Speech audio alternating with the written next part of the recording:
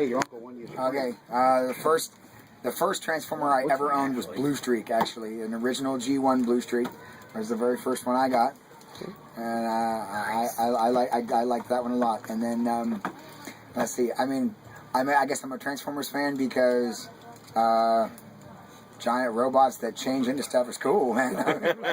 There's no, That's what I said. there's no real other reason than Deep philosophical meaning? giant robots that act like humans but change into cars and then let humans ride around inside them, which is a little weird, but okay. You know, that's why I'm a Transformers fan. That's the thing, and the characters are great, and and it's something that I get to enjoy with my kids now, which is nice. That's why what was cool with the trivia, because I'm starting to watch all those shows again with my son and everything. So, and then I guess my holy grail of Transformers, the one that I never had, Fortress Maximus. Like, it's of all the Transformers I ever owned or ever didn't own, he was the one I always wanted.